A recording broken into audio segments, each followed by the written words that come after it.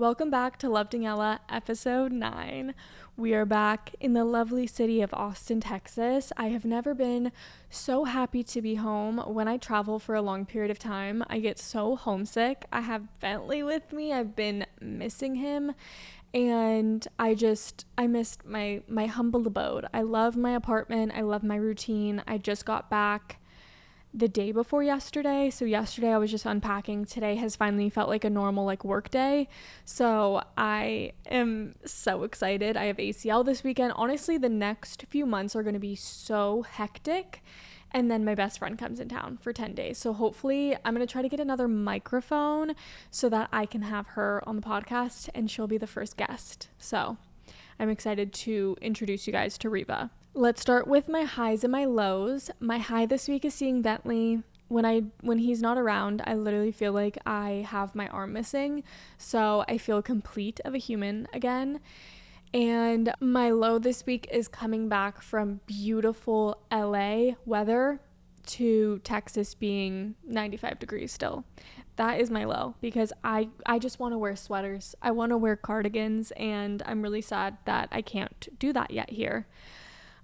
Today I saw all of these questions last night while I was scrolling on TikTok, and I got lost in this page. So I saved a bunch of questions. So this is going to be a deeper Q&A to kind of get to know me a little bit more, but not just surface level conversation. It was deep questions.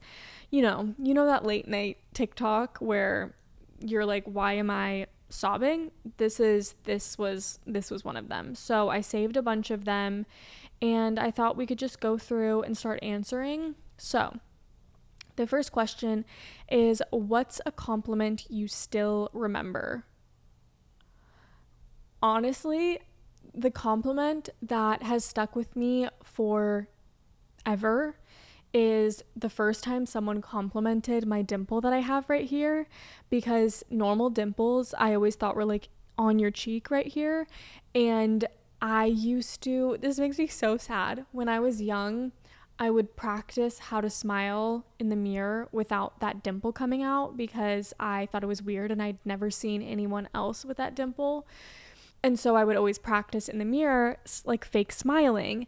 And I would get super upset if someone snapped a photo of me with my genuine smile because you would see my dimple, and it made me so insecure. And I remember the first time someone complimented me on my dimple, it just made me think of it in a different light. And ever since then, that's literally one of my favorite things about myself is my smile with my dimple. So it's a funny thing that when I was younger I was so insecure about, when a lot of people want dimples, but that was something that I was very, very insecure about. So that is the first compliment that I truly remember.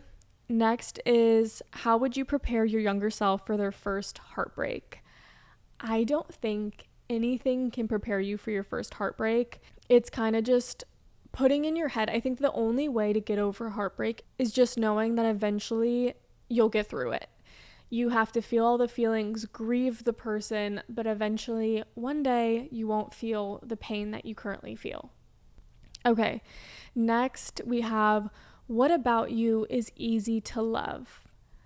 I think what I've heard is that I love and I appreciate the small things in life, and that's how my mom was. And so I think I just naturally am like that. I don't even think that I'm oh, isn't everyone like that? But just small things like the color of the sky or driving past cows. I just am always looking at different things and I'm oh my gosh, how beautiful is that? How cute is that? Da da da da. I'm always talking about something that I think is beautiful. So I think I've heard a lot that I appreciate the small things in life. So I think that would be the thing that I'm easy to love on. What do you have great taste in?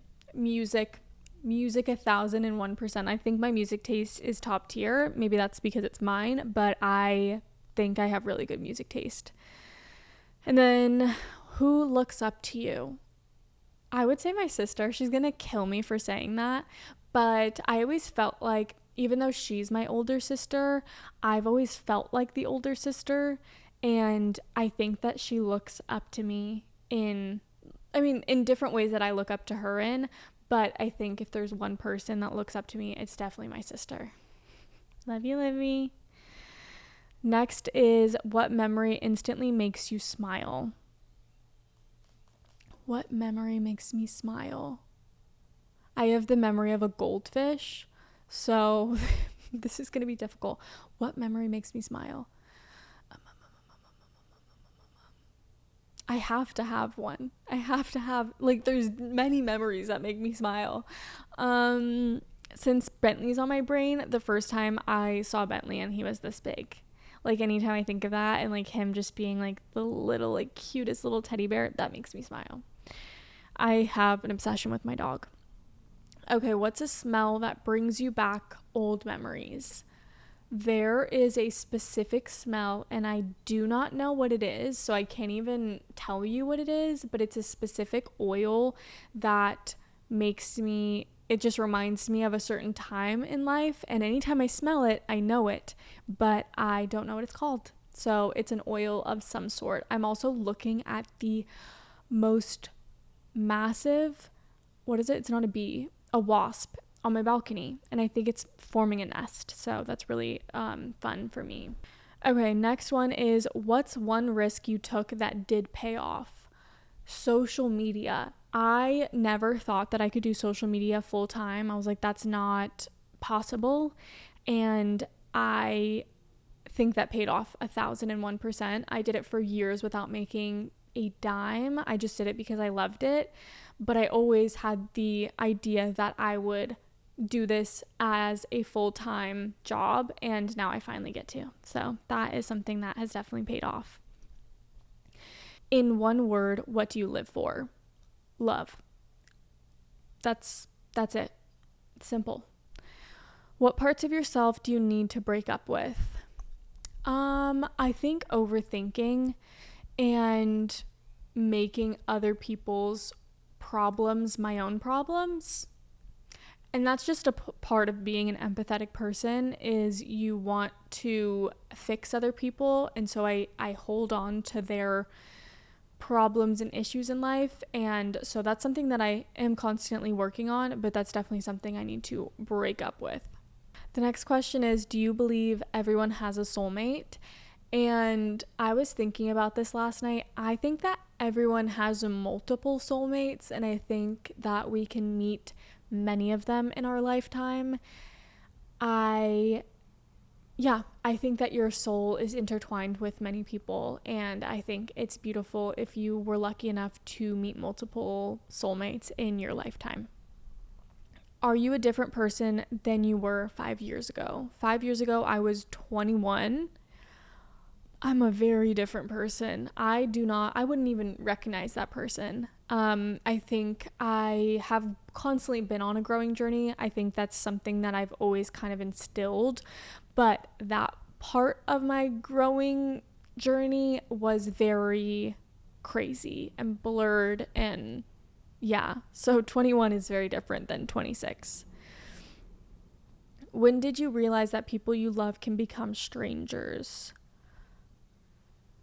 I think probably like my first love. My first love was my best friend, and we started dating, and that was like my biggest fear, was losing him as a friend.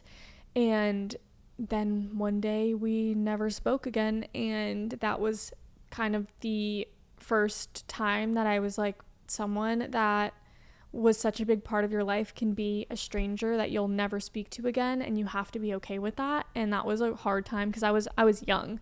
I was young when that happened. So learning that people come and go in your life and not everyone's meant to be there forever. I would say 18 maybe. I think that was the age that I was. What would your kindergarten self not believe about your life today? That I live in my dream apartment and I have a dog. I always wanted a dog when I was younger, a dog of my own. And that I do social media full time. I don't think in kindergarten I knew what social media was, but definitely like middle school, I was a YouTube kid. So I think my little self would be screaming, knowing the job that I do. When was the moment you realized someone loved you unconditionally? Honestly, not to bring in my childhood trauma, but when my dad left and I realized that my mom was never going anywhere and that she would ride for me no matter what and be there for me, whether she didn't like me in the moment, because I was not a fun teenager to be around. We fought, but I just knew that no matter what, she would always be there. So I think that's the first time that I realized that unconditional love existed. I got Instacart, I got Sprouts, and they're arriving and I'm so excited. I'm gonna make what am I making tonight? I want to make dumplings and fried rice. Like, that's what I've been craving today. But it's always interesting trying to see if they actually make it up. Okay, I don't know. I guess we'll see. Next question is, what makes you care about someone? Knowing that they have a good heart and good intentions. Like, seeing someone that wants to be a good person and put good energy out into the world, like, that just makes me adore someone. So that makes me care about someone. What would you say if you could send a message to your past, present, and future self? Okay, let's start with past. My past self, I would tell her that the sadness doesn't stick around forever. I had really intense depression for 5 years of my life, and I thought I would feel like that forever. So I would love to tell younger me that that is something that I will not feel forever, and I will overcome it. As much as I'll have episodes here and there, I love my life and I never thought I would feel like that. So I would tell my past self that. Present self, I would tell her that she is a very hardworking individual and to thank her for constantly believing in herself. And then future me, I would say, I hope that you're happy in whatever stage of life you're in. I hope maybe you have your little farm and have your cows by now, and that you have people around you that uplift you and make you a better person. That is past, present, and future. Next one is, are the people you forgive eventually the same people you end up resenting? Me? Yeah. I feel like when I forgive someone, I have a really, really, really hard time forgetting. And I know they say you can forgive, but you're never going to forget. Like, I never forget, and I will hold that inside for all of eternity. And it's really hard for me to forgive.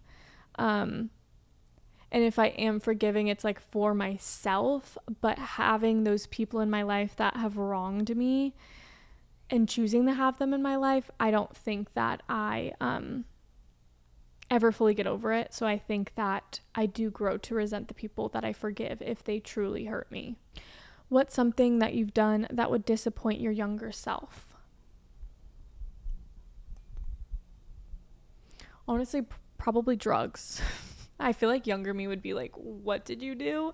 I have not partaken in many, many years. I am such a hypochondriac and I am an anxiety fool. But when I was younger, I definitely tried some things that I think younger me would be appalled by. So that would be that. But honestly, in my life now, I don't think my younger self would be disappointed in anything that I'm doing, which is a great feeling. What do you trust more, reason or feelings? I think feelings. I'm such a feeling girl. So I think feelings I trust more. What emotion do you feel most frequently, and what emotion do you feel most intensely? I feel happiness most frequently, which is such a great thing to say, and I think I feel sadness most intensely. I don't think you ever truly get over depression, and I definitely feel that to my core, but I don't allow myself to sit in it for long. In what areas of life/work do you feel most vulnerable, and why? I think feeling like I'm not doing enough, and I think that's why I'm a bit of a workaholic, is because I always feel like I could be doing more, and there's always someone that's doing more. So I think those are the things that I'm constantly thinking about, is what else should I be doing? What do people misunderstand about you? I think that I've just always been this happy, bubbly, go lucky person. And I think I've always had that like underlying personality since I was a kid. But I think it took a lot of work to become the person I am today. And people don't see that and they think I'm nice. And also people think that I don't have an angry bone in my body, or like that I could get mad at someone. And I used to be a very mad 16-year-old, 17-year-old. Like I used to be mad at the world. And I guess that I wasn't always this way. It took a lot of work to get to the point that I am in now. What is your mental age? So I'm 26. I would say my mental age is probably like 10 years older than what I am. I would say my mental age is 39. I wonder if people would agree with me, but I feel like I've just been through a lot in my life, and I had to grow up a lot faster than a lot of my peers. So I just feel a lot older. Even though I'm not ready for kids and stuff, I think mentally I feel 39. When was the last time you cried and why? I feel like it was probably like a week ago. I'm a crier. I cry for everything. I cry in movies. I cry on TikTok. Honestly, it was probably like last night. I really cry on TikTok probably every day because I see someone else crying, and that's the type of person I am. If I see someone else crying, I cannot hold back the tears. Even if I think whatever they're crying about is not crying worthy, I still cry. I cannot help it. What thought keeps you up at 3 a.m.? I think as much as I try to live in the present, a lot of the things that keep me up at night is thinking if I made the right decisions in life and if I'm doing everything correctly. I think that's always just a human thought. Like, is this the life that I should be living? Is there anything that is feeling out of alignment? So those are probably the things that keep me up at night. What parts of yourself do you hide from the world? I think I hide a lot of... I can hold a lot inside. But I don't think I hide it from the world. I think I hide it from the people closest to me, which is not a good thing. But I tell the internet a lot of things, but I do not open up about my emotions to pretty much anyone else. And it's not because I'm hiding something or I'm not working through something. I just deal with my pain, anxiety, depression better myself. I know the things that I can do to help myself, and I don't like burdening people. And I know the people in your life will say you're not a burden, but I just feel more comfortable figuring out my emotions. And then I'll usually tell someone, like I had an awful depressive episode last week, and they're like, what? Why didn't you come to me? It's just not the type of person I am. I just don't like asking for help, and I'd rather journal and watch documentaries and figure out how to help myself. And I know that's bad, but that's just what I do. So I hide that from people in my life. What are you most afraid people see when they look at you? I think my delivery is here. So let's pause. I'm going to grab my food and then we'll get back. Okay, I got my order from the door. I will do a little grocery haul on my TikTok. Okay, so where were we? What are you most afraid of people seeing when they look at you? I think weakness, because I have built up such a tough exterior that I think that if someone was to see any of my weakness peek through, I wouldn't like them seeing that. So I think I would be most afraid of that. What does it take for someone to truly know you? I think knowing about my past, knowing about my childhood, why I feel the things that I feel. I think a lot of the way you are as an adult is because of the way that you grew up. So I think knowing the things that I've gone through shaped me to be the person I am today. So I think once someone knows that, they understand why I am the way that I am. What's one thing you wish your friends did more? We've talked about this on many episodes, but a thing that I always want my friends to do is expressing the way they feel in words. I think that is my biggest love language in friendship, like texting me out of the blue, especially long distance friendships, texting me out of the blue and just like saying how much they appreciate me, or a random text from a friend that lives in the same city as you that you haven't seen in a while saying like, thinking about you, would love to catch up soon. Like, just showing that you care about someone and that you're actually thinking about someone, that is something that I wish that my friends would do more often. And that's obviously something that I am constantly working on too. Next is, do you bottle up all your feelings until it turns into rage? I used to be like this, and I think I'm not like that in a relationship. I think when I feel something, especially when it's towards my partner, I will bring it up immediately. I want to squash it, whatever I'm feeling. But when it comes to friendship, I think I do that, where I bottle it inside. I'm like, that's not needed to confront someone about. And then I end up, holding a lot in, and then I feel like I'm just like, I don't want anything to do with you. And I think that's a bad trait that I have, that I am constantly trying to work on. But it definitely is a trait that I do have, that I'm holding it inside, because I'm like, I'm not going to be that whiny friend that's constantly like, why are you doing this? Why are you doing that? So I feel like I'm a bit of a people pleaser. And so then I'm people pleasing until I hate your guts, which is not good. Are you a good person? Yes. I am so happy that I can say that now, because when I was younger, I didn't think that I was a good person. I thought that every bad thing that happened to me was my fault, and it was because I wasn't a good person. So saying that with my chest and believing it is like such a great feeling. Are the people you surround yourself with worth your effort and time?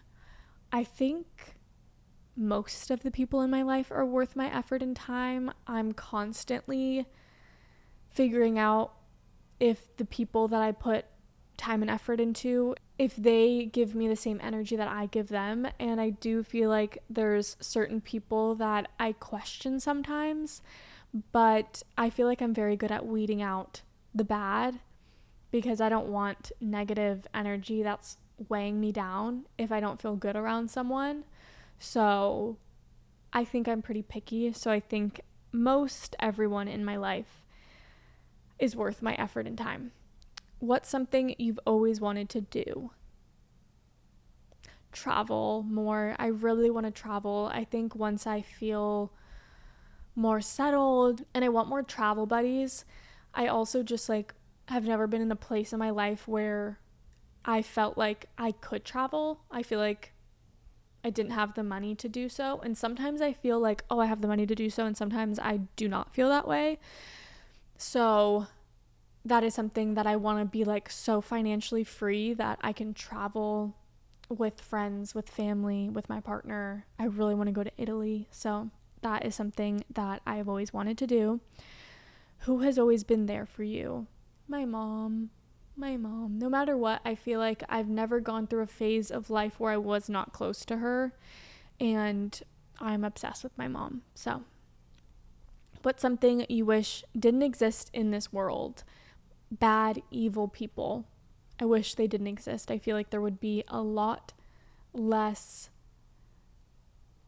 anxiety, a lot less anger, a lot less of a lot of things if bad people just didn't exist. And I know that's impossible, but I would feel so comfy walking down the street if I just knew that there was no bad people around. What was the darkest point in your life when you were struggling and no one knew? From the ages of 13 to 18. It was 5 years. I had really bad depression, but I was really good at masking it. I learned how to make sure no one was worried about me. And I had really, really, really bad depression. And no one knew. And it's kind of crazy to think about now because I don't know how I pulled that off for as long as I pulled it off for. But I got through it by myself. And that's just how I do things around here. What's something you can't forgive someone for? I think that anything that comes from loyalty, whether that's a partner not being loyal, cheating, like that is something I can never forgive. And then in friendship, when it comes to loyalty, like if they knew that so and so was rude to you and mean to you and all this stuff, and then they go and hang out with them, or I don't know, like loyalty is a very big thing. I need that in relationships, I need that in friendships. It's loyalty, and if you cross that loyalty, I will never look at you the same. Okay, this is the last set of questions. So, do you believe it is better to love or to be loved? I think it's better to love, in my opinion. Like, being loved feels so good, but if you don't love that person back, I don't think that's a great feeling. But I think loving someone to your core and it feels like your heart is like exploding and overflowing with love is a way better feeling than feeling loved. What is one thing you wish you had learned earlier in life? That it's not that serious. Life is what you make it, and you can't blame your problems on other people. And the people you hang out with are a reflection of you, and the relationship you're in is a reflection of how much you love yourself. Kind of just knowing that everything's really a mirror, and if you allow mistreatment, it's because of the feelings that you feel towards yourself. So that is something that really was life-changing to me. Do you think it is more important to follow your heart or your head? I'm a lover girl through and through.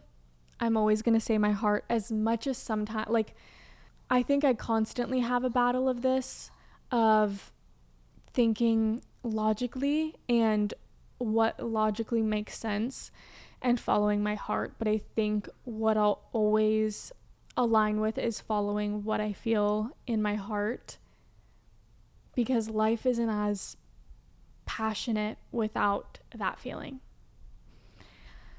Have you ever had a conversation that changed your life? I think I've had many conversations that have changed my life with many people. I think I am constantly wanting to know more about people in my life.